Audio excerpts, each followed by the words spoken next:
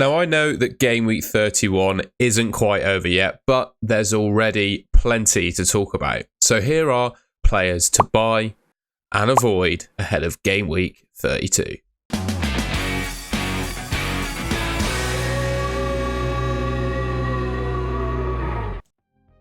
Now, we couldn't go past Tuesday's fixtures without talking about Aït-Nouri. He looks to be nailed for that Wolves team, I think, and I think of all the Wolves defender in the game, he's probably the best of the bunch, and he actually started left wing for Wolves in Game Week 31. I'd say in general he's got a decent run of fixtures coming up for the next, 5 if you count double Game Week 34 as 2 fixtures. Obviously Arsenal in there is quite tough, but he could do something against Arsenal, and then he's got Bournemouth as the second fixture in that double. And before that, West Ham and Nottingham Forest, and then Luton afterwards. Obviously Man City in 36, but at the price that you're paying for Aït-Nouri, with the teams doubling as well in Game Week 37, of course, you could potentially sell him ahead of that, or just bench him at 4.6 million, right? It's not too expensive to be benching a player of that value. And overall, he's got 5 attacking returns now in his last 6 games for Wolves in all competition.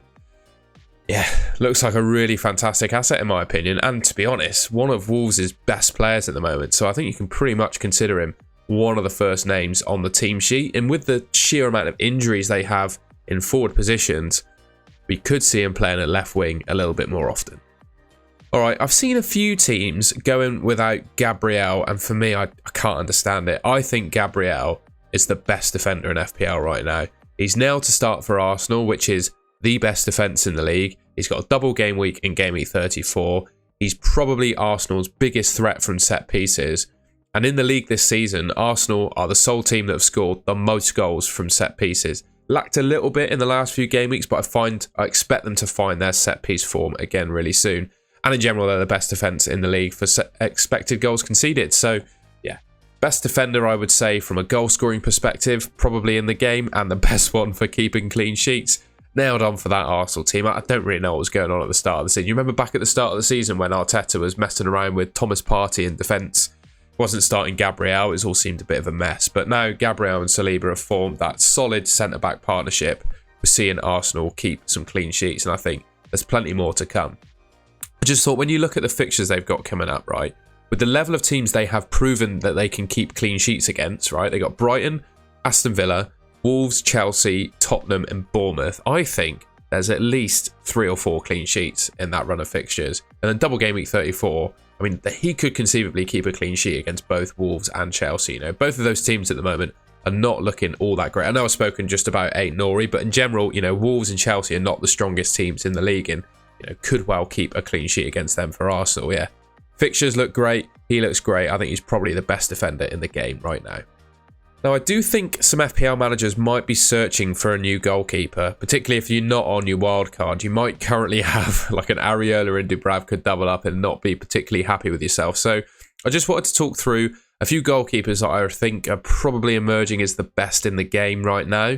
My number one goalkeeper, at least for the next few game weeks, is David Raya, and it's kind of all the same arguments really for Gabriel. I think it's an easy route into double Arsenal defence if you're already on Gabriel. He's cheaper than the likes of Saliba and Ben White, and you can guarantee he's going to play every game. I think there's no question now he's the first choice Arsenal goalkeeper over Ramsdale. And I mean, come on, Arsenal are definitely going to keep some clean sheets in that fixture run coming up. And I mean, ultimately, it's slim pickings when you're looking at all the other goalkeepers in the game.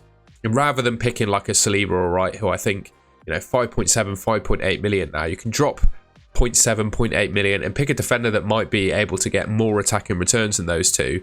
And for a position that, you know, there aren't many points coming from goalkeepers at the moment, Raya being one of the few that's actually scoring okay, I think it makes sense to go for him. And I'd ask the question, I'd probably make the statement to say I think he's probably the best goalkeeper in FPL right now.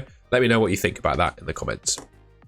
Another good goalkeeper is Onana of Man United. Now, despite all the abuse he's had this season, particularly at the start and his run in the Champions League, he has kept the second most clean sheets in the league of any goalkeeper this season. And the clean sheets are quite competitive, right? You see there 29 starts, 8 clean sheets for Onana, 23 and 10 for Raya. So Raya's probably a little bit ahead in terms of clean sheets, but saves. Onana has made 3.72 saves per 90, whereas you look back to Raya, 1.7. So it's over double the amount of saves per game that Raya is making. So yes, you're probably not going to get quite as many clean sheets out of Onana going forwards as you are Raya. We were looking at Game Week 32, they got Liverpool, for example. You know, I'm conscious I'm saying you should buy them ahead of the Liverpool game. That's obviously a tough game where I wouldn't back them probably to keep a clean sheet.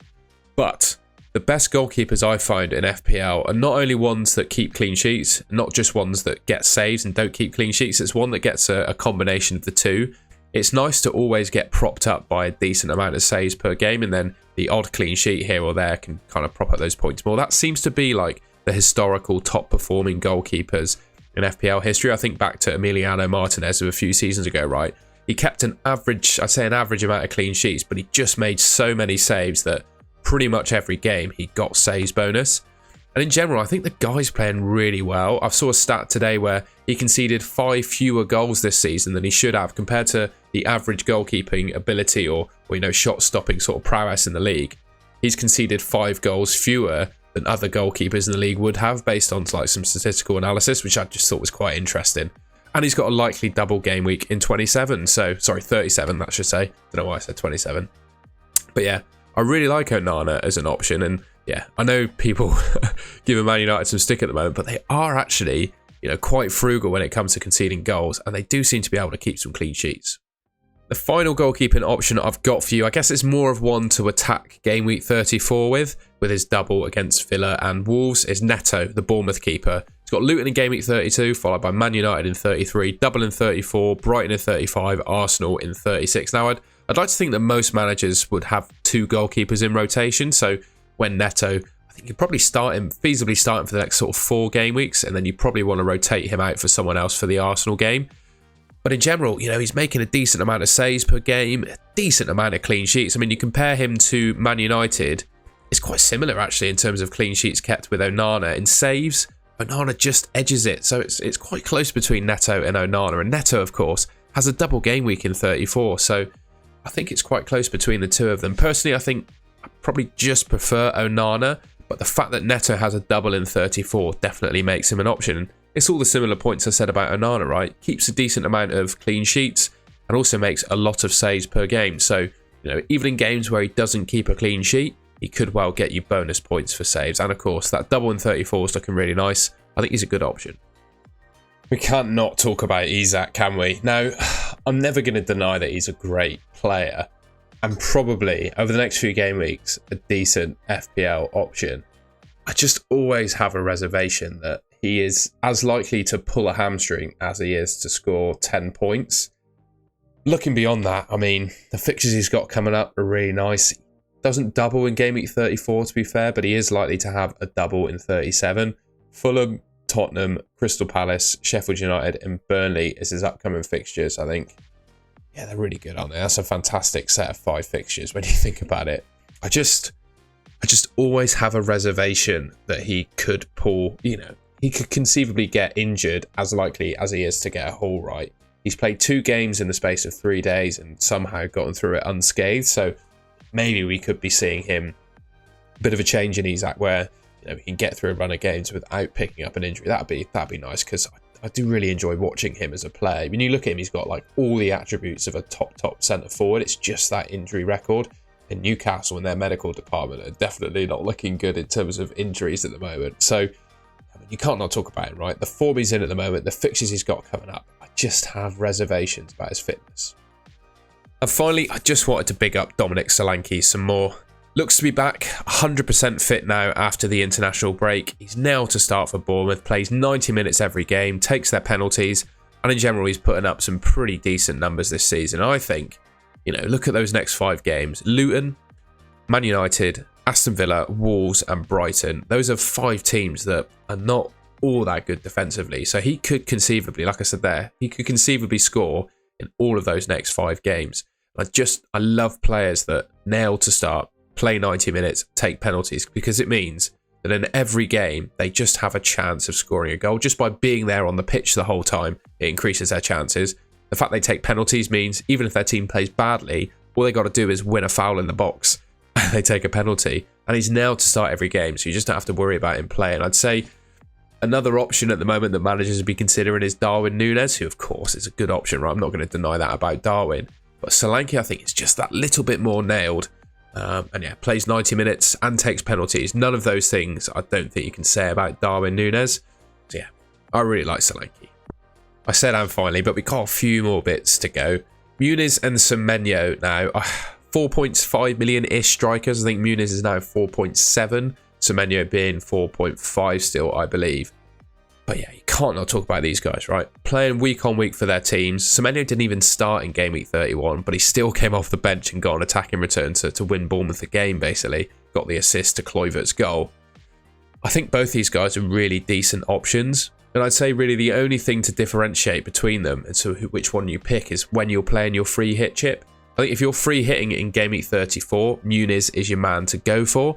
But if you're, having to pick now and not free hitting in 34, looking at Semenyo, a 4.5 million striker with that level of returns, with a double game week in 34, even if he doesn't start both games of those double, he's proven in game week 31 that he can be relatively dangerous when he just comes off the bench. He's so physical, powerful and quick. I mean, I should know. I'm a season ticket holder at his previous club, Bristol City. I know the kind of strengths the guy has.